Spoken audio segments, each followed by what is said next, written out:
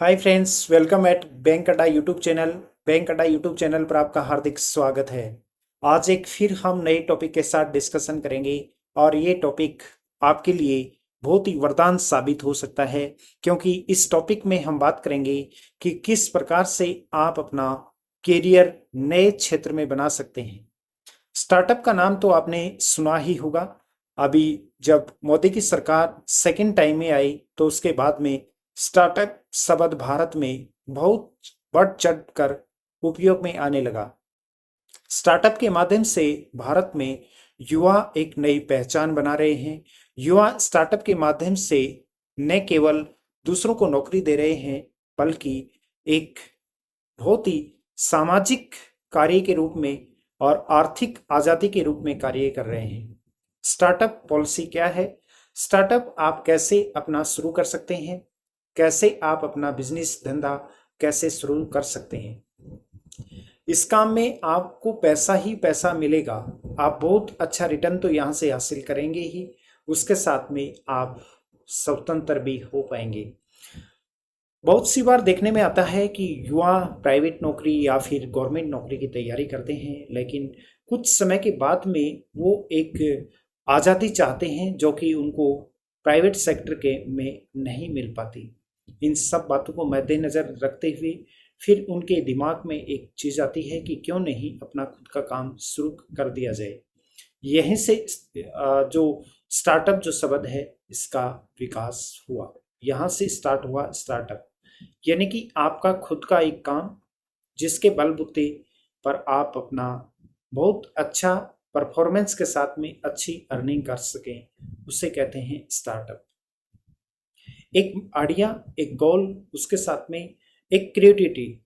आप कोई भी काम करना चाहते हैं, कोई भी चीज़ आपको करने में इंटरेस्ट है, या किसी भी चीज़ को आप करने में बहुत ही माहिरता हासिल कर रखी है आपने, तो आप भी अपना एक स्टार्टअप शुरू कर सकते हैं।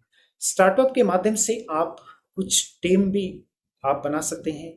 कुछ लोगों को आप अपने जॉब पर अपने स्टार्टअप के रूप में काम भी दे सकते हैं। उसके साथ में आपको पैसा तो मिलेगा ही मिलेगा, आप एज ए टीम वर्क भी काम कर सकते हैं। किसी भी बिजनेस को स्टार्टअप के रूप में अर्हता प्राप्त करने के लिए क्या क्या करना होता है, क्या क्या कंडीशन चाहिए, क्या क्या चीजें चाहिए। उद्योग और आंतरिक व्यापार 3 DPIIT के संदर्भ विभाग के अनुसार जो इकाई वाणिज्य और उद्योग मंत्रालय से संचालित होती है, उसे स्टार्टअप की अर्हता प्राप्त करने के लिए पिछले 10 सालों में प्राइवेट लिमिटेड कंपनी या पार्टनरशिप फर्म या लिमिटेड लाइबिलिटी पार्टनरशिप के रूप में पंजीकृत यानी कि रजिस्टर्ड होना होना जरूरी है। एक वित्त वर्ष में निगमन पंजीकरण के बाद से कारोबार 100 करोड़ रुपए से अधिक नहीं होना चाहिए। स्टार्टअप का पंजीकरण कैसे करवाया जा सकता है? आपने अपना स्टार्टअप शुरू कर दिया, आपने अपने कुछ आइडियाज लगाकर अपना काम स्टार्ट कर दिया, तो अब आप उसका पंजीकरण यानी कि उसका रजिस्ट्रेशन आप कैसे करवाएंगे? स्टार्टअप इंडिया वेबसाइट के स्टार्टअप पर अपने व्यवसाय को आप पंजीकृत कर सकते हैं, और इसके माध्यम से कोई भी व्यक्ति दी हुई वेबसाइट के माध्यम से भी अपने स्टार्टअप को रजिस्टर्ड करवा सकता है, जिसका मेल आईडी है जिसका लिंक है www.startupindia.gov.in। इस वेबसाइट पर आप लॉगिन करके खाता बनाएं और अपने बिजनेस से संबंधित जानकारी दर्ज करें।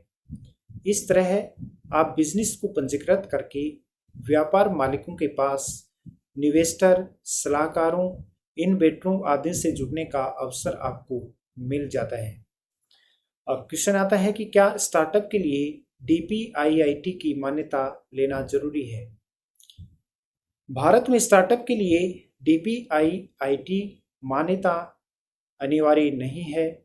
हालांकि मान्यता प्राप्त करने से एक स्टार्टअप कुछ लाभों के लिए पात्र हो जाएगा, जैसे कि फास्ट ट्रैकिंग पेमेंट आवेदन करना, पेटेंट और ट्रेडमार्क फाइलिंग पर छूट लेना, सरकारी ई मार्केट प्लेस जिसे GEM प्लेटफॉर्म के माध्यम से मान्यता प्राप्त करना, फंडिंग आदि के रूप में अपना कुछ मार्केट में फंडिंग लेके आना, उनका ये बेनिफिट उनको मिल सकता है।